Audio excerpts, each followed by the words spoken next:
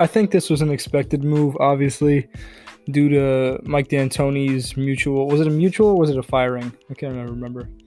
I think he just left so it wouldn't look like he got fired. That makes sense. Due to Mike D'Antoni leaving, it caused the downfall and spiraling of this Rockets organization. That's pretty much all I have to say. I mean, this Rockets organization looks like it's falling down a toilet. But the toilet's like kind of clogged, so like it just keeps on turning and turning and turning. That's like what the Rockets organization is right now. That was a great analogy. I really loved how you painted that picture.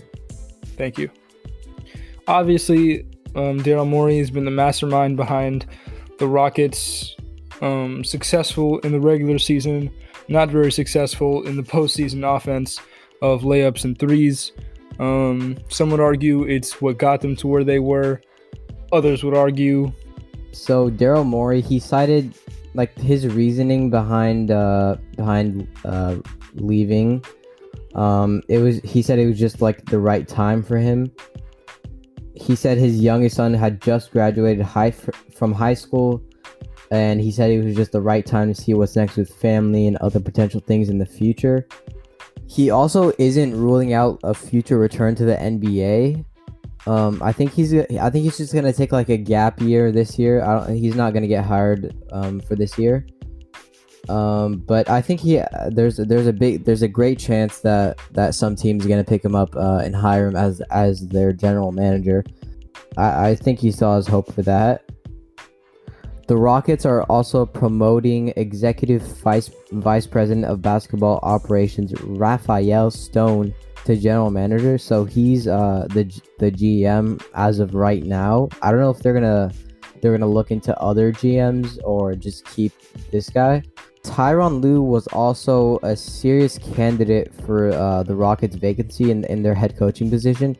Since Mike D'Antoni left, they've been looking for new coaches. Doc Rivers, Tyronne Lue.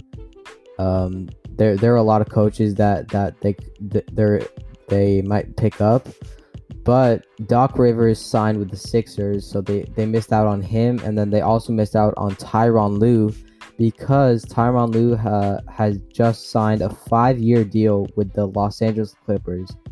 Muhammad, what do you think about this decision? He's not going to fix any of their problems. The Clippers have a lot of problems due to the fact that they're the worst organization in sports history. But Whoa. Worst organization in sports history? Dude, all right, let's just count this down. We had 5 years of Chris Paul, Blake Griffin, DeAndre Jordan, Jamal Crawford, and you had Austin Rivers on your team, man. If you didn't win a title or even get past the conference finals when Austin Rivers was on your team, that's a disappointment right there. Yeah, because like Austin Rivers is like so good, am I right? Dude, he's the best. Yeah. One time I was at a Clippers game in like 2018, and Blake Griffin wasn't playing. Like, I don't think anybody was playing. And I was like, "Where's Chris Paul?" And the lady in front of me, she looked at me like I was insane, but she was also like very drunk, so maybe she was looking for him too. But just explain why they're the worst organization in NBA. There's also the fact that they had Donald Sterling for an owner. Who is this one guy? Michael Olowokandi.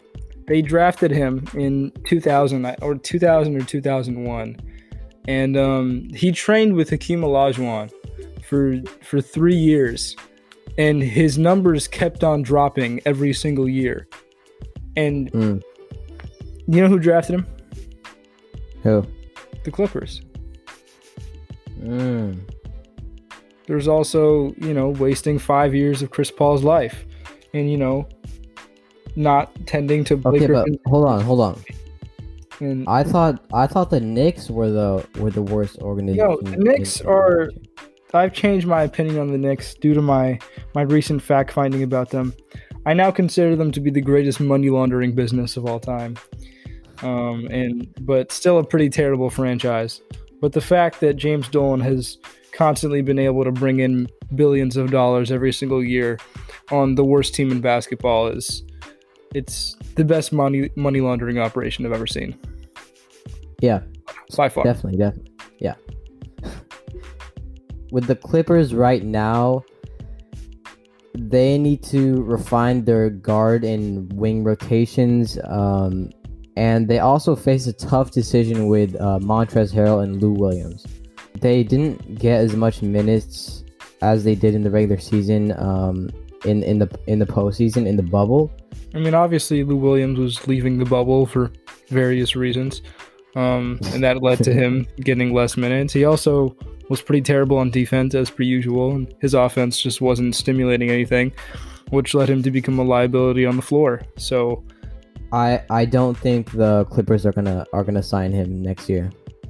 He is a good scorer, and he gets to the line a lot. But when he's on the floor, the ball is mostly in his hands because he's a guard, right? He works better with the ball in his hands. He can dish to Harrell. Him and Harrell that's why they're really good together. But I don't think the Clippers want that from him. The only thing they really want from him is his shooting and his ability to get to the line. And I think the Clippers are gonna want Kawhi Leonard to have the ball more, and that's why Lou Williams I don't think he's gonna re-sign, and I don't think the Clippers are gonna want him next season.